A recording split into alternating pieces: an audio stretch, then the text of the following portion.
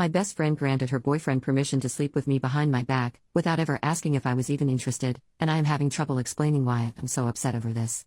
Okay, so first and foremost, I'm not down to read any poly shaming. That's not the point of this post. Polyamory is a valid dating and relationship model when done ethically, and I am laying that down first and foremost.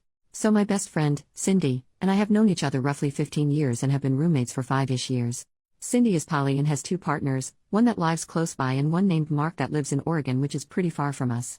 I knew Mark through mutual friends prior to him meeting Cindy, and we actually slept together a couple times back in like 2016. He's poly and I am monogamous, and we decided it wouldn't work between us, but we maintain being good friends because we get along really well. I introduced those two in 2017, admittedly under the "he's poly, you're poly" piss poor attempt to matchmake, and they hit it off. In 2019, Mark had to move to Oregon for work, but they have been making it work via long distance and I'm happy for them. So in 2020, I kinda lost my mind. I had to break up with a boyfriend who was in love with someone else. I realized I hated my job. I turned 30 and felt deeply unhappy with where my life was headed. So I decided it was best for me to start living. I quit my job, found a new one that made me happy, and I started to do solo hiking adventures. I mentioned in a group chat that I always wanted to camp in Crater Lake National Park in Oregon, and Mark offered his place for me to stay at and offered to be my hiking buddy. He's into hiking as well. Cindy hates camping, hiking and nature, but was excited for us to have fun and even helped me plan the trip, until 2 weeks ago. Out of nowhere, Cindy was as cold as ice to me. We take turns cooking, and suddenly on her nights to cook she would only make one portion and leave me nothing. She was short in conversation, didn't want to hang out with me in shared areas at all, and just seemed like she was pissed. I asked her if something was wrong, and she straight up ignored me. I went to mutual friends, who said they had no clue that something was wrong. Then yesterday, she invited me to a video chat with her and Mark. They told me they've discussed it, and I have permission to sleep with Mark on this trip. Apparently one of the boundaries in their relationships is neither of us can do anything with either of our partner's friends. Mark mentioned 2 weeks prior that he would be down to sleep with me on this trip if I was down for it, which led to fighting between the two. Mark argued that he already slept with me previously so I shouldn't count, and Cindy was sternly on, "She's my best friend so no." They reached an agreement, and were excited to tell me I blew up at them. So many thoughts are swirling in my head right now and I cannot even verbalize all the reasons why I'm mad. It's like my best friend and her boyfriend, someone I consider to be a good friend too, view me as an object in some ways but somehow worst. Sleeping with Mark wasn't even a concept to me as he is squarely in the best friend's boyfriend and good friend boxes in my mind. I logged off the chat, told Cindy I was too angry to look at her, and have been at a friend's place for the last day. I need advice on how to convey to them when I am so angry, when I am having trouble coming up with a reason besides blind rage. I barely want to go on this trip anymore. Comment from OP. I think where the shock and hurt is coming from is mostly the fact that I have been treated like freaking trash for the past 2 weeks in my own home for an issue that if anyone asked me, I could have ended with a quick, "Yeah, no, that's not going to happen." Mark is a good friend, and while he was a fun intimate partner like 5 years ago, he is squarely my roommate's boyfriend in my mind, and even with this permission, I wouldn't sleep with him. I am mad that Cindy treated me this way. I am frustrated at the apparent brainlessness on both their ends of not just talking to me. I'm annoyed that my intimate potential was discussed in depth by both of them. I'm kinda upset that a good friend may have only invited me to stay over at his place for the potential of banging me, and I'm pissed off that I am sleeping on a freaking futon like a 21-year-old because even though Cindy was in the wrong, I left my apartment when she should have left. Ugh. I just have a lot going on emotionally at the moment. Mini update. Okay, I just wanted to say thank you to everyone who commented. Today has been rough for the most part, but me and the friend whose futon I'm occupying got tacos and I got to process this for the better part of my day. My feelings have landed mostly on being upset with Cindy. No matter what drama was going on in their relationship, I was treated like a pariah in my own goddamn home, and that's unacceptable. The annoying part of this is now I am doubting whether or not I would have even considered sleeping with Mark if the situation came up organically. My friend who I am staying at, she's also poly. I am one of the few mono people in my immediate friend group, hence why I was really harsh in my post about not accepting poly hate because those are my people. My friend asked me how I would have preferred this situation playing out. My response was pretty much 1. Cindy not taking out whatever she was feeling on me while they were having their backroom discussion. 2.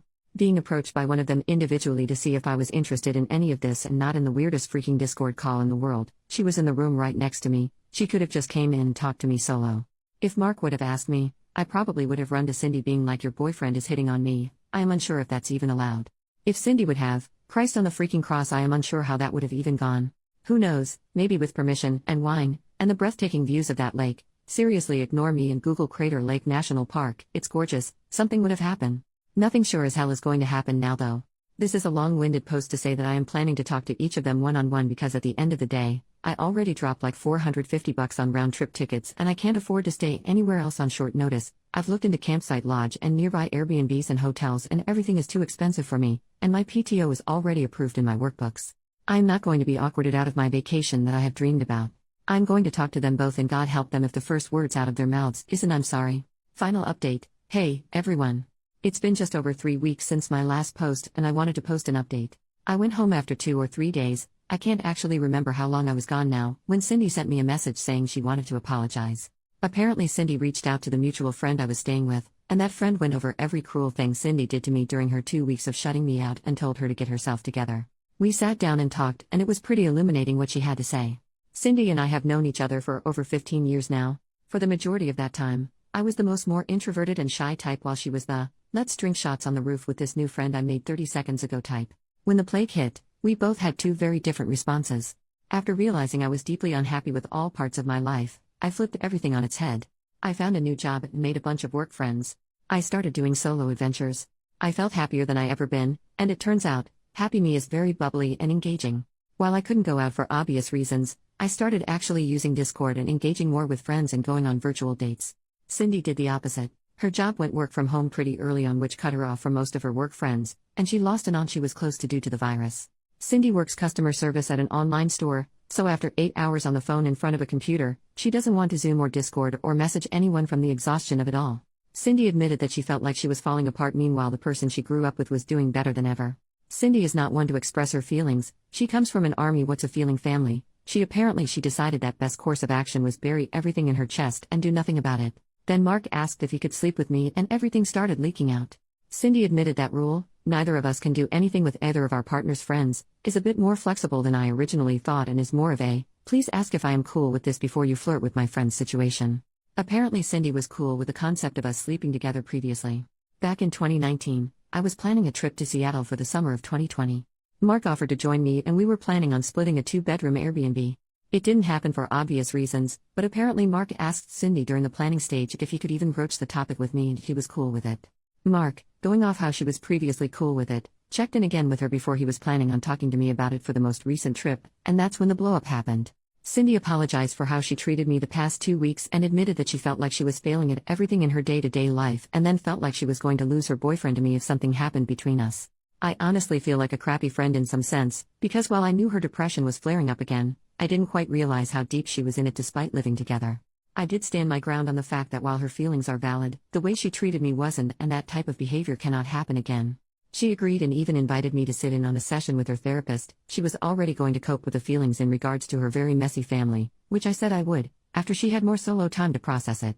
I did end up going on the trip. Mark apologized for blowing up my home with his question, and we had a conversation about how while he is sweet, I really don't see any future where I sleep with him again. He was cool with it and said he was excited to have a good friend come up for nature adventures. I just got home yesterday from my adventures and have been sharing the photos with Cindy for the better part of the day. She thinks the shots are beautiful, and her biggest concern is that I could have hurt my lungs since it was pretty smoky out there on one of the days I was out there due to wildfires in Cali. So, that's basically it. Thanks for all your comments.